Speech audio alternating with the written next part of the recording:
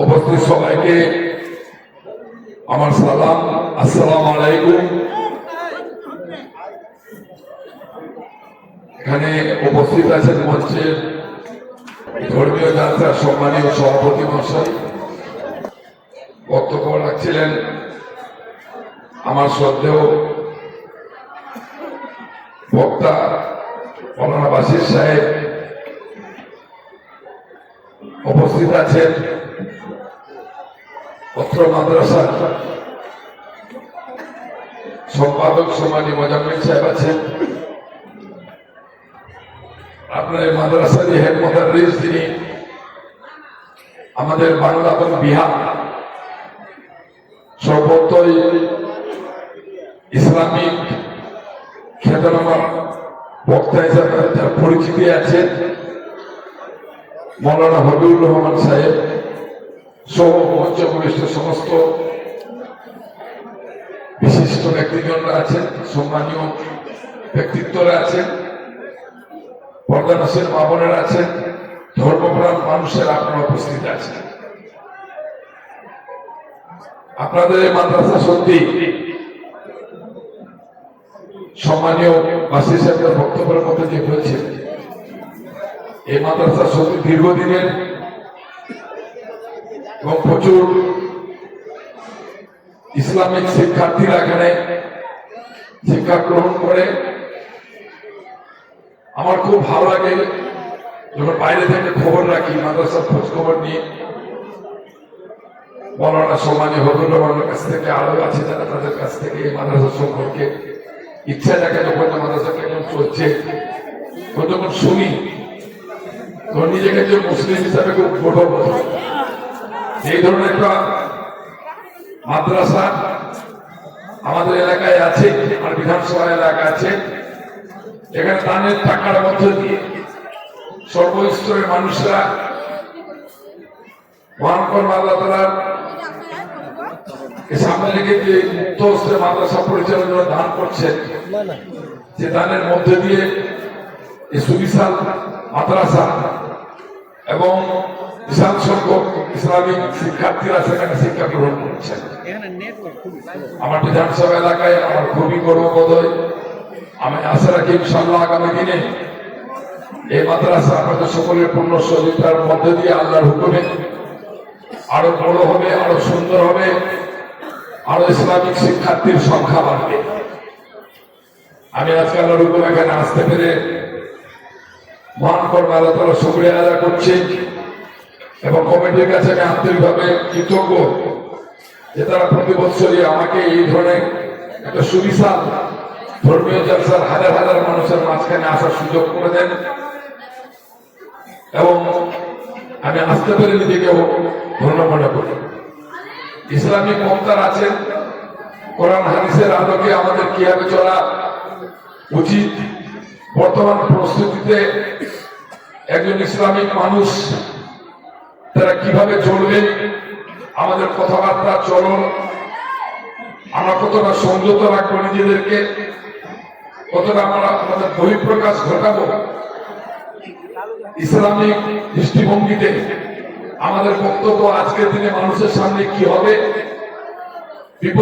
বিপদগ্রস্ত আজকে আমাদের কওম, আমাদের সমাজ, সেখানে আমরা কিভাবে বক্তব্য রাখবো। কোথাও মানুষ আমাদেরকে উস্কে দিলে সেখানে তার উস্কানিতে আমরা পা দিব কিনা, কোথাও মানুষ আমাদেরকে প্ররোচিত করলে, আমি চাচলে গেছি এখানকার মানুষ আমাকে প্ররোচিত করলো, সেই প্ররোচনা আমি পা দিয়ে একটা সমস্যা সৃষ্টি করে দিব কিনা, সেই কথাগুলো নিশ্চয় আজকের দিনে আলোচনা করবেন আমাদের আলেমগঞ্জ যারা এখানে উপস্থিত হয়েছেন বক্তা হিসাবে। আর পরবর্তীতেও আমাদের মসজিদে জুম্মার নামাজের সময় যে খতবা হয়, যে আলোচনা হয়, সেখানে আলোচনা করার জন্য আমি অনুরোধ করব। একটা ভয়ঙ্কর পরিবেশের মধ্যে দিয়ে আমরা আমাদের দেশ, আমাদের রাজ্য আমরা চলছি। আপনারা ইতিমধ্যে শুনেছেন এসআর নামে আমরা খুব বিপদগ্রস্ত ছিলাম। মাঝখানে আমরা শুনলাম যে 11 তারিখে এসআর কমপ্লিট হয়ে গেছে। আমাদের এখানে বিএলওরা বললেন, বিএলও কিন্তু বললেন আপনার নাম ম্যাপিং হয়ে গেছে, আপনার কোনো অসুবিধা নেই, আপনাদের নাম ভোটার খসড়া তালিকায় বেরাবে এবং আপনার নাম ফাইনাল ভোটার তালিকা বেরাবে। 11 তারিখ সকালে আবার নতুন করে একটা নোটিফিকেশন করলো ইলেকশন কমিশন। তাদের যে মূল উদ্দেশ্য ছিল মাইনরিটি অধ্যুষিত সংখ্যালঘু অধ্যুষিত এলাকা মালদা, সংখ্যালঘু অধ্যুষিত এলাকা মুর্শিদাবাদ, এখানে যে সম্প্রদায়ের মানুষের সংখ্যা সবচেয়ে বেশি তাদের নামটা বেশি করে কাটতে হবে। কিন্তু যখন মেপিং হলো, ম্যাচিং নাম হলো, তখন দেখা যাচ্ছে যে এই সম্প্রদায়ের মানুষের নাম কাটছে না, তাদের নাম 95% শুদ্ধভাবে সকলের নাম খসড়া ভোটার তালিকায় উঠে গেছে।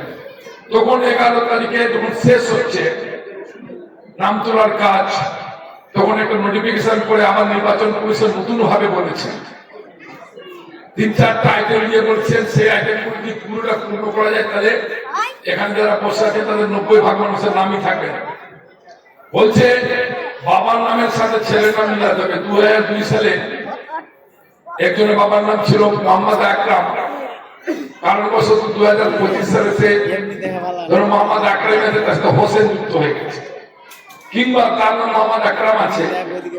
আমাদের মুসলিম সমাজে আমাদের তো কোনো টাইটেল নেই, ব্যানার্জি, চ্যাটার্জি, সরকার, মন্ডল, এরকম আমাদের কোনো টাইটেল। বাবা হয়তো মোহাম্মদ দিচ্ছে, ছেলে আহমেদ, হোসেন, আরো 4টা-5টা নাম বড় করে সাথে লিখে দিচ্ছে। বলছে এই নামগুলো কি করে পাচ্ছে, বাবা একটা লিখছে, ছেলে কি করে এত নাম কোথায় থেকে পেলো, খুঁজে বেড়াবো, তাকে ইন্টারভিউতে দেখো, তাকে হ্যারিং করো, অর্থাৎ হেনস্থা করার একটা চক্রান্ত নতুন করে হচ্ছে। যদিও আমরা সম্মান জানাই পশ্চিমবঙ্গের সম্মানীয় মুখ্যমন্ত্রী, তিনি এটাকে বলেছেন যে মুসলিম সম্প্রদায়ের মানুষ সম্পর্কে ইতিহাসটা জানতে হবে, ইতিহাস জেনে তারপরে তাদের সম্পর্কে বলতে হবে। আমরা আশাবাদ দিচ্ছি আল্লাহর উপর ইনশাআল্লাহ তিনি আমাদের হেফাজত করেন, আমাদের একজনের নাম কাটতে পারবে না। শত্রুপক্ষরা, শয়তানরা শুধু বিভ্রান্ত করার চেষ্টা করছে। কোন রকমই বিভ্রান্ত হবেন না, বিব্রত হবেন না, আতঙ্কিত হবেন না। তারা চেষ্টা করছে মালদা মুর্শিদাবাদের ম্যাক্সিমাম নামের বাদ দিয়ে দেওয়ার, আমরা চেষ্টা করছি আল্লাহর হুকুম ইনশাআল্লাহ প্রত্যেকটা মানুষের নাম ভোটার তালিকার মধ্যে রাখা হবে। একটা অনুরোধ, 16 তারিখে বেলা 12টার সময় খসড়া ভোটার তালিকা বেরাবে। খসড়া ভোটার তালিকা 3-4 ধরনের বেরাবে। একটাতে বেরাবে যাদের নাম ম্যাচিং হয়েছে, ওটা তারা ফাইনাল। একটা বেরাবে যারা ডাউট ভোটার আছে, ওটা তাদেরকে হেয়ারিং ডাকা হবে।